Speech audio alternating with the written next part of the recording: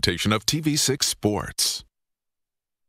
Seeking to get his team back to national respectability, Mark D'Antonio starts his 11th season at Michigan State on a mission, trying to mold young talent with experienced veterans to prepare his team for the challenging season ahead. The Spartans are coming off a disastrous season and a troubling offseason, but this program has been here before and risen to answer the challenge. Can the Spartans rise again? This is Countdown to Kickoff. Now, here's your host, Fred Human. And hello, everyone. Welcome to the 2017 college football season, and welcome to Countdown to Kickoff, a preview of the Michigan State season. I'm Fred Human, always have been. Hope you enjoy our show tonight. So much has happened since we did this same show a year ago. 9 losses in 12 games for the Spartans in 2016. Off-season turmoil that had Michigan State football in the top of the news for all the wrong reasons on far too many days. But attrition, heavy attrition, has taken care of the problem. At least that's the hope, and it's time to move forward. Bowling Green, the opponent Saturday at Spartan Stadium, and the team has been practicing for more than a month. A little different structure this year. NCAA doesn't allow double sessions. Spartans opted to take a day off with a week longer than normal to prepare, so the pace has been rapid, and the players and coaches have loved having Sundays off. Redemption, a key word around this team. While talk is cheap and performance counts, you sense the guys in this squad are chomping at the bit to get this season rolling. We're ready to get out there. I mean, like I've been saying, we had this on our calendar from last year, so after the Penn State game, just reaffirming stuff on all we need to do is change. And I think we done that a lot, so we can't wait to play Saturday. I can't wait. You know, everybody in this building can't wait to play. I feel like this place is going to blow up when they games. Why is that? Because of the troubles of last season? Just the energy. You can feel it every practice, and enthusiasm, plus last season, you know, So everybody just ready. Everybody wants to have worth. Everybody wants to have a purpose and a place. And so they've had this excellent string, this excellent foundation, and they don't want to be the ones that topple it over. They don't want to be the ones that take it back to the foundation, and, you know, they're excited. They want to be a part of what is great here, and that's exciting, you know, and you feel it. Now, when the going gets tough and things go on in between those white lines, that's on them. All right, the last time MSU faced Bowling Green was back in 2007. Mark D'Antonio's second game as head coach, and the senior running back Javon Ringer had a big game, bowling his way into the end zone there for the Spartans' first touchdown. But it was MSU's aerial attack that hurt the Falcons that afternoon at Spartan Stadium. Senior Brian Hoyer connecting with Devin Thomas for one score. It would turn out to be a record-breaking season for Thomas. Later, future NFLer to future NFLer. Hoyer connecting with Kellen Davis for a big score, and Hoyer threw a third touchdown pass to Thomas. Again, 28-17. MSU would go on to a 7-6 record in a bowl game in D'Antonio's first season. Players are raring to go. That's been rather obvious throughout the 5 weeks of camp. So what about the head coach? Mark D'Antonio may seem like he plays things close to the vest, but he feels he has a strong team, and when he feels that, he says so. And you can sense that he believes this is a pretty strong team as the Spartans head into the opening game Saturday. We came in July 31st, and we've been going at it. So we've, I think they've paid their dues in terms of what we've tried to instill in them. Ready to go. Excited about the opportunity. See where we're at. We need a starting point. This will give us a starting point, one way or the other. So we've got players that can play anywhere in the country, and I'm feel very strong on that. Bowling Green this week, Western Michigan in week 2, then Notre Dame, then Iowa. First 4 games at home for the Spartans before their first road trip to Ann Arbor and Michigan October 7th. When we come back, time to meet the new starting quarterback. He wears number 14. You saw glimpses of him last season. You'll see a lot of them this year. We don't really know Brian Lewerke yet. Jay Sarkar will take care of that. He goes one-on-one with the new Spartan quarterback up next on Countdown to Kickoff. 6 Sports Countdown to Kickoff. They go from the wing tee with Tommy Usick, the quarterback, dropping back to throw a forward pass. Vince Paisano's the target. The ball is on his way, but it's too far. It falls to the ground, incomplete. This time the Wolverines go out of the T formation. Ted Topel with the ball. Starts out as a pass play, but he can't find a target. He's going to have to run with it. Gets past the line of scrimmage and is dumped after a gain of 4 yards by Doug Weaver. Handoff goes to Don McAuliffe. Beautiful blocking there as McAuliffe swings wide around right end. He gets past the first wave of defenders, threads his way through the rest, and suddenly McAuliffe breaks into the clear, and he is off for a Michigan State touchdown, 70 yards.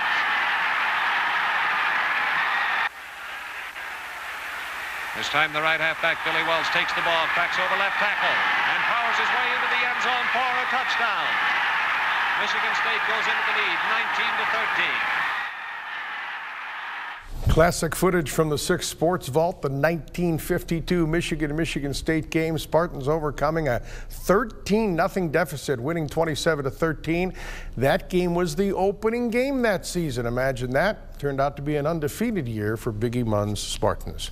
Back to this team, new #1 quarterback for the Spartans this year. His name is Brian Lewerke, a redshirt sophomore. He could be the starter for 3 years if all things work out well for Brian. And he's from Phoenix, so these early hot September games shouldn't affect him. He can have the hot hand and give the Spartan offense an element they were sorely missing last season in what turned out to be a revolving quarterback door in 2016. Those who have watched him in the preseason are sold on Brian Lewerke. Can you kind of tell that there's a guy back there that has been around a while when you watch him? I think there is. You know, you get 3 years. The key is also, I think, a couple starts last year help. Also knowing that he's got to be the guy, so I think he's evolving into the guy instead of it sort of being a race through fall camp. And so you've seen a lot of positives from him in his production here this fall. I see this ability to take shots. I see this ability to lead. Now, he still is, I mean, he's in his 3rd year, so he's been here 2 years and some change. But I see a knowledge, and I remember when he was a freshman, and I'd go in the huddle and I'd say something to the line, he'd go, "Oh, okay," and then he'd call the next play. Like, you know, even at that point in time, when the bullets were flying, he was learning about what was going on up front. What's the intangible in Brian that maybe we don't see that you like? I think the players around him trust him, and I think that's a big attribute as a quarterback. It's exciting, it's fun to watch him go, and it's fun to watch people follow him, and now he's starting to trust that. So that's what the guys who are paid to evaluate say about Lewerke, yet while he's been around, we hardly know him. Jay Sarkar got to know him a little better during the preseason. He joins us now to share his conversation with the new #1 QB at MSU. Jay Bird? Fred, Brian Lewerke was effectively handed the reins to the Spartan offense back during spring practice, but we don't know very much about the Phoenix native. I sat down with MSU's sophomore quarterback to get some insight about the pressure he faces trying to help pick MSU back up after 2016's 3-9 campaign. Brian Lewerke, we're 3 weeks into camp. This is the first year where you're the guy, but like I said, I was watching an old clip back in the 6 Sports archives. Are people pronouncing your name right finally? Finally, yes. It is Lewerke instead of, I've heard Lewerke, Lewerke, I mean all of them. I've heard just about any pronunciation of it, yeah. Well, that's kind of the first step, though, that you've made. Yeah. When people are at least getting that right. Yeah, when people start getting your name right, you know you're on the right track to something, yeah. You had a chance to shine in the spotlight a little bit last year, played in 4 games, made 2 starts before your injury happened, and the team has spent the offseason grooming you to be the starter. But, I mean, let's be honest, you're being handed the keys to a car that's won 3 Big Ten championships in 7 years. What's the pressure like with that? Yeah, I mean, honestly, I haven't really thought about it like that, but when you say it like that, it definitely, I mean, there's some pressure that comes with that, but, I mean, I'm just trying to, you know, take it for how it is and just try to do my best to, you know, continue that tradition. Speaking of all those great years, I mean, you're trying to follow in the footsteps of 2 guys that preceded you, Kirk Cousins and Connor Cook. You were teammates with Connor when you first got here for your redshirt season. What did you kind of learn from him getting a chance to watch as, you know, he helped pilot this team to the playoff? Yeah, I just kind of learned how to, you know, be a leader of the offense. I think he was a great leader. He was not afraid to call people out, not afraid to, you know, he typically did, you know, ran the right place. So he was able to, you know, tell people what to do. So that's kind of something I picked up from him, you know, just trying to be a leader out on the field.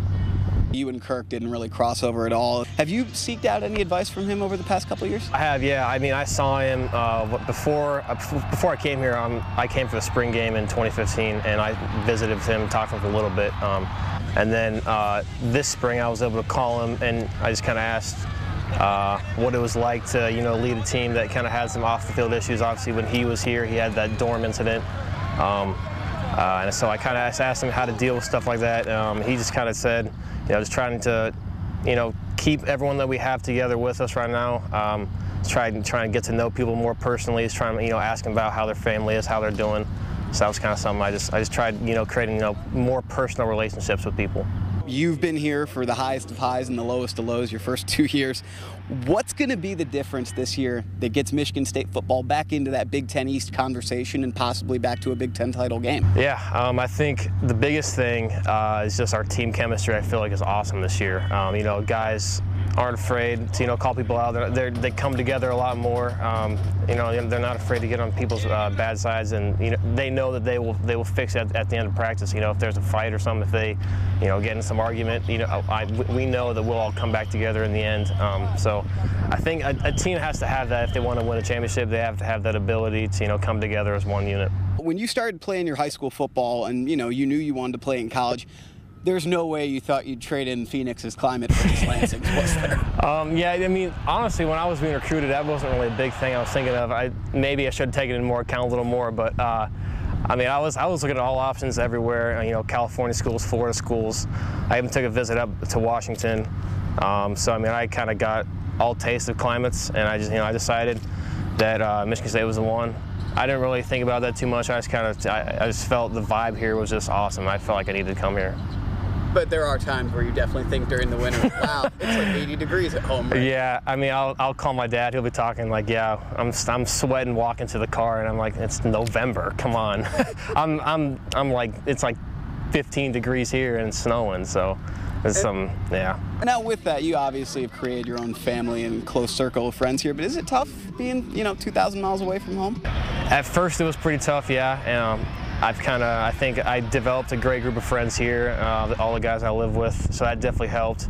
But I mean, at the start it was pretty difficult, but once you get that group, once you get those people you hang out with all the time, it gets really fun. Let's jump into time machine if we can. Let's fast forward to January 15th, 5 months from now. Season's over. What goals have been met for Michigan State football? What goals have been met for Brian Lewerke?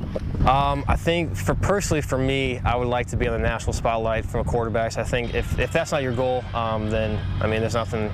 Then what is your goal? You want to be one of the top guys at your position. So I think that's a goal for me. As a team, obviously we want improvement from last year, and just being real, it's not terribly hard to improve from a 3-9 season. So, whatever happens, bowl game, Big Ten championship. Whatever happens, I think we'll be happy with it. What may prove to be some good fortune for Brian is that both of MSU's most successful starters in the last decade, Kirk Cousins and Connor Cook, were both named full-time starters during their sophomore years. So Brian certainly hopes to have some similar success. Fred, what do you think? Jay, thanks. I think that he's an engaging young man from that interview, and I think quarterback has been such a key position for MSU over the years. Heck, Cousins, Cook, you mentioned, Brian Hoyer, all in the NFL, 2 of them starting. And frankly, the lack of consistent QB play last year doomed the Spartans. We'll see how Lewerke holds up. Coming up on Countdown to Kickoff, Gerald Holmes has an interesting background and an important role on this Spartan team. He's one of a trio of running backs who will share time in the backfield and all have similar backgrounds. So that's next. Stay with us. Notre Dame, Michigan State, the most publicized, anticipated, and discussed collegiate football game of the 60s. Duffy Daugherty, coach of the number 2 ranked unbeaten Spartans, faced Ara Parsegian's number 1 ranked unbeaten Fighting Irish. Quarterback Jimmy Ray teamed with his favorite receiver, number 84 Gene Washington, for a 42-yard gain to end the period. Backup halfback Regis Cavender goes up the middle for 11 yards to set State up with a 1st and goal.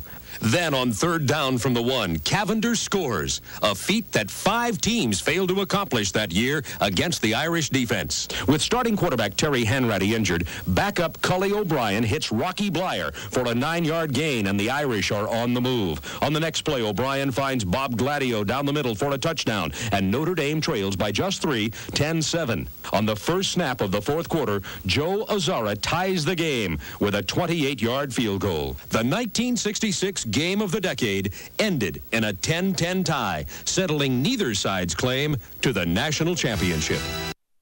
Another classic moment from the vault, the famous 10-10 tie. 1966, we lost Ara Parsegian a few weeks ago. God rest his soul. As for the 2017 Spartans, the leaders of this squad are going to be of paramount importance, and the elected captains of this season were announced just last week. Just 2 captains this year: offensive lineman Brian Allen, linebacker Chris Fry. 2 other game captains will be selected from the team's leadership council on a game-to-game basis. But Fry and Allen will be the captains for every game. 2 captains instead of the traditional 3. I asked the 2 elected leaders how important their role as leaders is coming off the 3-9 season and all the off-season woes.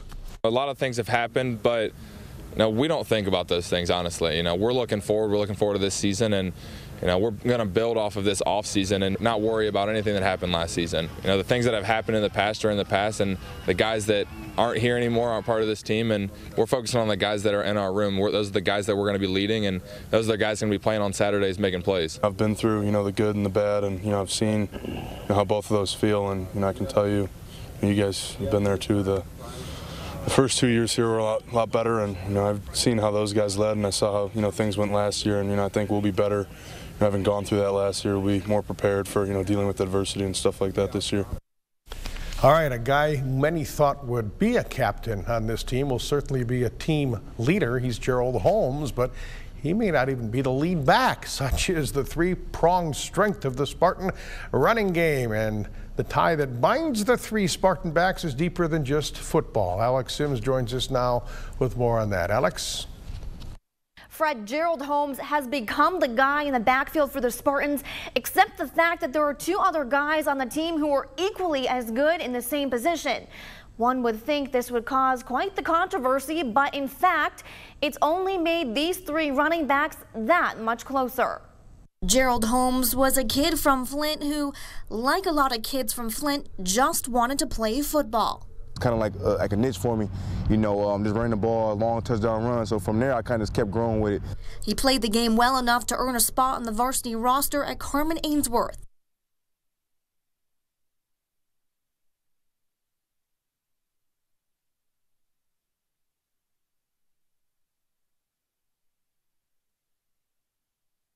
But his talent on the turf was short-lived after injuring his ankle. I was getting recruited by a lot of people, but a lot of them never really kind of get that extra step, to offer me. A lot of schools fell back. But all he needed was one school to take a chance on him.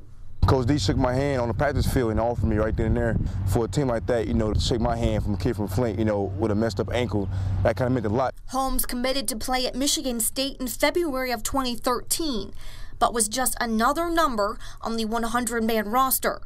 Holmes yet again had to prove his self-worth, but it didn't take long.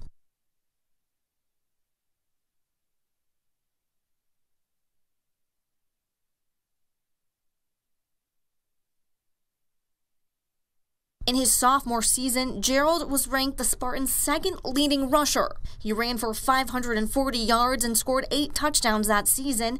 He was starting to come into his own. Despite his emerging status, Gerald had to continue to prove himself, because if he didn't, there were 2 other guys that could and would take his place, L.J. Scott and Madre London.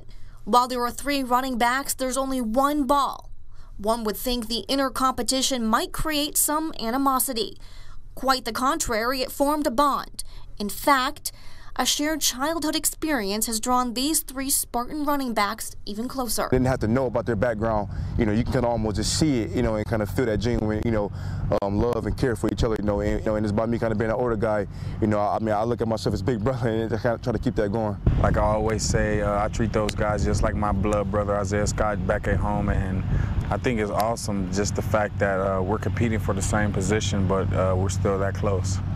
It was tough at times, it was a grind, losing my mom at the age of 5, that was real hard. At the same time, not having the money, as a little kid would want. My dad, who I feel like, was a real big grinder, when it comes to just, not having a job at times, not having a car at times, having to ride a bike in the winter.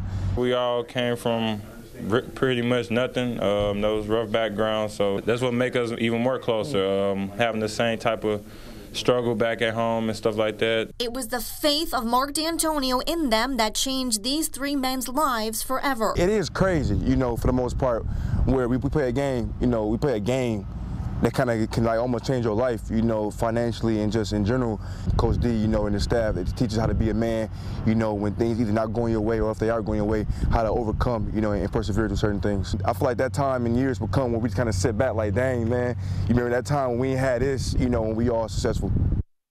And it's still unclear whether or not Gerald Holmes will start this Saturday in the season opener against Bowling Green, but it's certain this guy will play a big role in the Spartans' success. Fred? All right, thanks, Alex. We have much more coming up on Countdown to Kickoff. Later on, we'll go one-on-one with Coach Mark D'Antonio, and up next, well, we'll remember a great friend of Spartan football and all of MSU athletics. We'll deviate from football for just a moment. A salute to Judd is next. So I'd like to thank Austin P. Let's go P. We stay there much longer, we'll all have to go. I was just going to ask, would you consider a broadcast career after your coaching days? I look around at the broadcasters here and the answer is a definite no. I came home late and Beverly snuggled close to me and said, "Do you want to make love?" I said, "No, I'm too tired." She said, "Is that your final answer?" I said, "Final answer." She said, "Can I phone a friend?" Just a few of the jokes from the classic Judd Heathcote speeches over the years. The man could crack a joke and never crack a smile. What a gift. And what a loss for our community and for all of coaching, really, when we lost Judd at the age of 90 Monday night. We thought it was appropriate, even during this football show, to pay respects to Judd. Services for the Heathcote, by the Heathcote family have been set for Saturday, September 23rd in Spokane, where he has lived since retirement from coaching.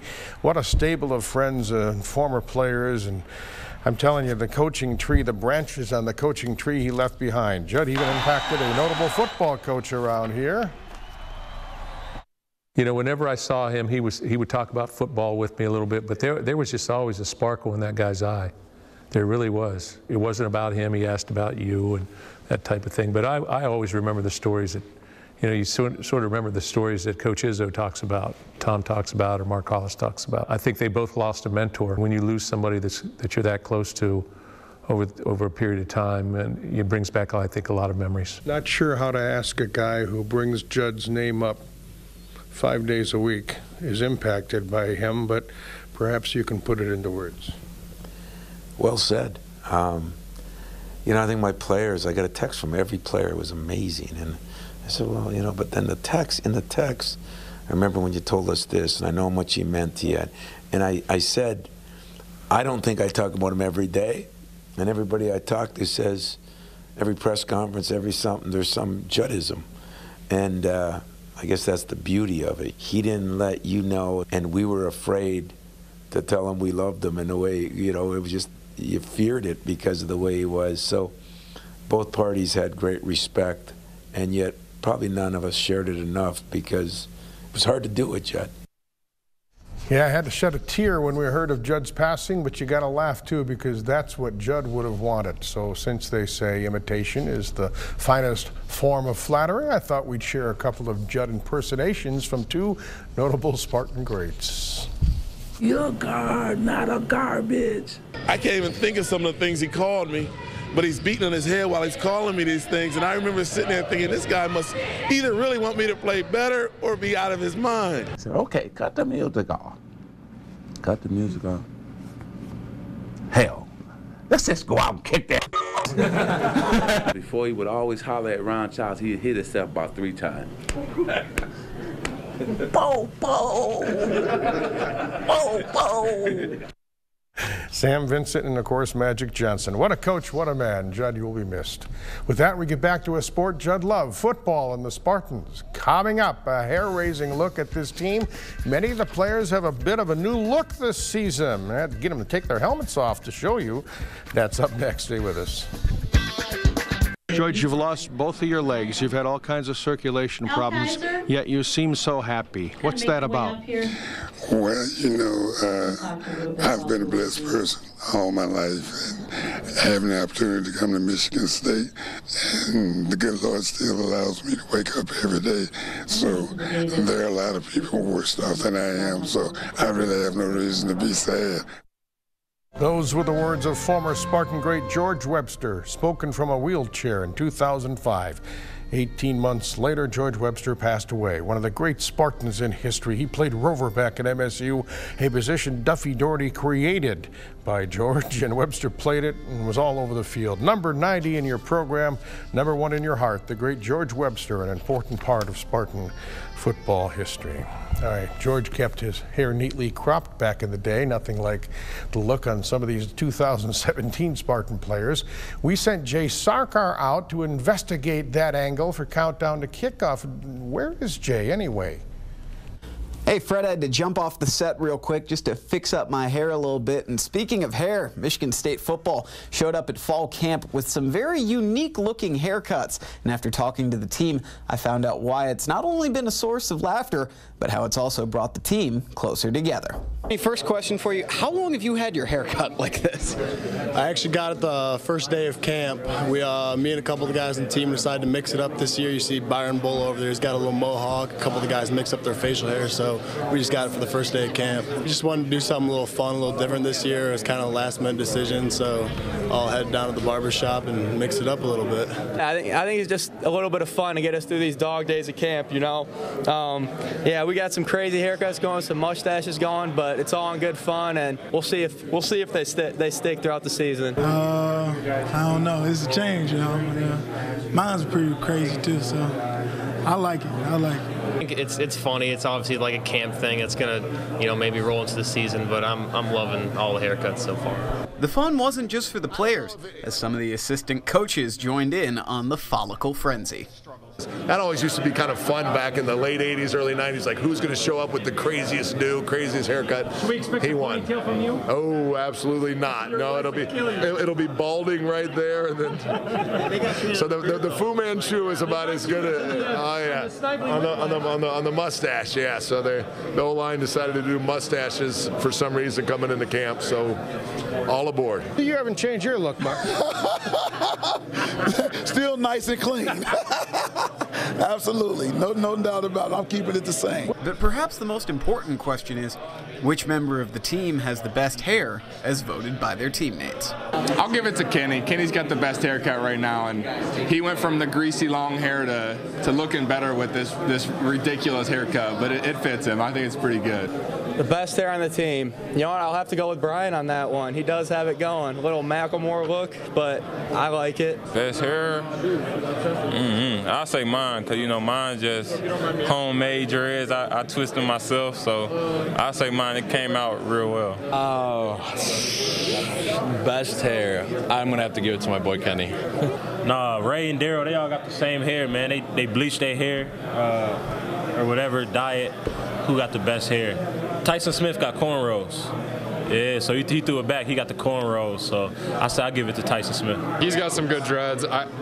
Even though I go against him every day and at practice we battle every day, I got to go with Kenny though, just because his is just so out there. But a lot of us had mustaches and whatever you call this, the Fu Man, yeah. So, but yeah, I guess I got to go with Kenny. His is just the most ridiculous, probably. I'm about to go with me. Yeah, definitely me. I like Kenny, but look at me. You know what I mean? Look at Kenny.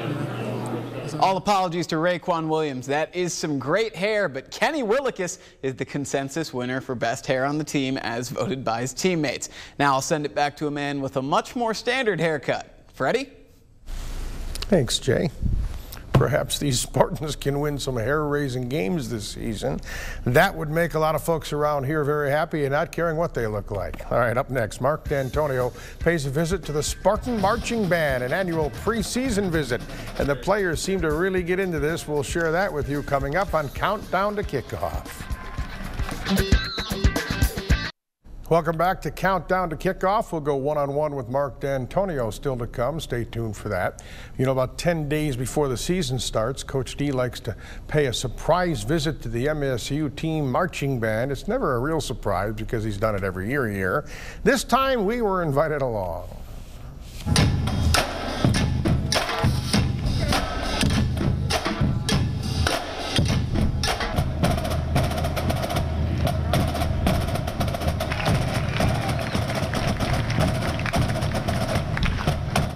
right, the players did the high-step routine during this appearance last Thursday, and Coach D had a blast looking in. And the band members also enjoyed the time with the players. Coach D feels the band has a thankless job and appreciates the efforts of this group and the support. And after this session with the band on their new direction this season, D'Antonio told me through his camera, told me about the experience. We've done it every year since we've been here, and our guys get a kick out of it. And they kick step, actually, I guess. It's just nice to come over and see the band, and they have great sense of enthusiasm, and our guys always are, when they leave here, they feel better about themselves and better about this place. Couldn't see you. Were you kick stepping? No, I've never kick stepped. They've never got me to do that yet. They've never asked, so I've never done it.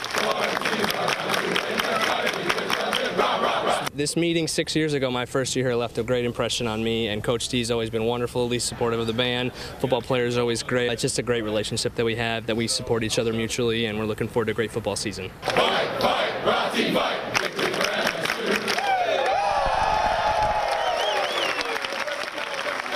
And that was the new band director, David Thornton, who you heard from in that piece. Quite a gesture by Coach D. The team is looking forward to the season opener Saturday, so is the band. You know, the coach wants the Spartan players to have experience far beyond football, and that's why he brings in guest speakers each year. And this year it was a visit from Damon West, a former college quarterback at North Texas, and a good one, but he lost everything due to an addiction to meth. Damon was sentenced to 65 years in prison. He got out last November, is on parole for 58 years, and now calls his prison sentence a rescue because he got his life together and he shared his message with the team. Damon, he did an outstanding job just with their football team. Talked very real to them. And when I got to college, I didn't have a focus on the things Coach D has y'all focused on now, about being men, being servant leaders, being humble. And I thought they had a great experience, and I think it's something every football team should see if they have the opportunity. But he did a great job. He was very thorough. Quite an inspiration. When we come back, the coup de grace of this show, the Mark D'Antonio one-on-one interview. The coach is, as always, candid and forthright and looks happy and content these days. We'll zero in on him, a man who's comfortable in his own skin, up next. Welcome back as we count down to the start of season number 11 at MSU for Coach Mark D'Antonio. A trying year in 2016, a much more trying offseason, and now a rebuilt team with redesigned goals. Here's my chat with D'Antonio for Countdown to Kickoff. I'm not real good at sensing things, but I do feel an excitement, an energy, an enthusiasm in you, in this team, to get this thing started. Yeah, it's been a long time coming. We've had to endure some things this past year in the off season, during the season. Things didn't go the way we wanted it to go, and I think there's a sense of commitment maybe towards moving forward. I really like our players' disposition, how they've gone about spring practice, how they've gone about summer camp. We remain pretty healthy, which is a big positive. And even though we're young, we have some talent. There's some significant talent on this football team, and that's going to be great to watch. I think Brian Lewerke could be a special quarterback. He's got some certain attributes that remind me of Cousins. He's got others that reminds me of Cook or Brian Hoyer, and all three of those guys have been very, very successful. I don't want to overstate this, but in addition to being the first game, Mark, under these circumstances, is Saturday representing kind of the start of a cleansing, almost like going to the altar? Well, I guess you could say that, but I said last year that when I took that drive, that recruiting drive, and I drove to Cincinnati 3.5 hours just by myself, I sort of figured out this is what has to happen. These are some of the things we have to deal with. I didn't expect to deal with all of it, to be honest with you, but hey, it comes with the job. I've asked our staff to do certain things. We've sort of reinvigorated ourselves, I think, with our football team. Like I told them today in our meetings, there are no givens in this world. You need to work for everything that you get, and you need to be prepared when your time and your moment comes. And their first moment's coming on Saturday, so I look forward to seeing what they got. Sparky Anderson, the great baseball manager of the Tigers, used to have a sign in his office. I'll never forget it. It read, Mark, every day the world turns upside down on somebody who thought he was sitting on top of it. Yeah. It's true, isn't it? It really is true. He could not have said it better. Our job is to deal with it. You know, you're going to have to persevere through some things. I think we've done that. I think perseverance is something that you could really say, this is what we've done. So now we come out the other end and we'll see where we're at. This is not the end point for our football season. It's a starting point. So as you said, you know, I'm excited to get this started. I can't imagine leading a team out of the tunnel when the smoke's coming out and you're standing there in this opening game. What's going through your mind? Well, I got to tell you, 11 years of doing that with the smoke coming out, you know, or 10, the first thing that comes to my mind is don't run into the post. You know, I've got one guy who's going to sort of navigate me away from that post because you can't see it when the fog hits it. It's special. It's a special time. But, you know, there's a lot that you're thinking about as you run out there. You're thinking about a lot of things and kickoff, and you have to do things right. And, you know, there's a lot of anxiety that comes with it. But I can't say that you ever get used to it. But I'm very humbled to be the guy running people out of that tunnel. And the people that come with me, collectively, we all go together. We know what's bad about your job. What's fun about it? What do you like most about this? I think what you like most about coaching is you like to see people grow. You like to see growth, both as a player and an individual, as a student. You know, like to see people reach their goals, and you like to try and help them reach those goals, whether that's a job or whether that's you know, maybe professional football or just graduation or whatever it is, or just starting at Michigan State. It's not the end-all goal that you enjoy. We gave some guys scholarships today that had not had them. So to see that today, you know, that's one of the fun things that I've been able to do. You know, to see them reach a goal, you know, is exciting. So those type of moments you got to win. We all know that, but those type of moments make the profession, I think. Brian Lewerke, you mentioned him off the top. If there's an it factor, he seems to have it, doesn't he? I think he does. I think he's poised. I don't think he gets rattled. I think he's confident, but not confident to the point of being having an ego. I think his teammates really like him, care for him. And I think as a leader, you have to have that. You have to have their support. I do think that we have other quarterbacks in this program that can make plays. I do. But I just think that he's been in the heat a little bit, did some special things last year, and he's made some throws and some plays that have the wow factor, whether it's been in spring and practice or fall camp. When you've been coaching for long enough time, you see it, you know it. The 10 years you've had, and one bad one really, is it fair that more equity isn't built up in the 9 years before than what happened in the 10th? I'm sort of beyond that. I'm secure in who I am. You know, that's the way of the world. That is the way of the world. You know, if you don't win now, if you don't win this particular game, even if you'd rolled off a 12-1 record, you know, you take some abuse. So it goes with the job, it goes with the territory, but you know, I'm excited about this opportunity and about this football team, and that's where all my energy goes. So I'm not going to worry about those things I can't control. Things I can control, I'm going to press forward. It'll be fun. Starts Saturday. Good luck. Thank you. Go Green. As always, we thank the coach for his time for these specials. That's 11 in a row he's done. He's never let us down. More importantly, I thank you for your time tonight. I hope you enjoyed Countdown to Kickoff. Hope you enjoy your college football season and your evening. We'll see you at 11 with much, much more. Have a great night and a great season. 6 Sports Countdown to Kickoff has been sponsored by SBS, the Student Bookstore.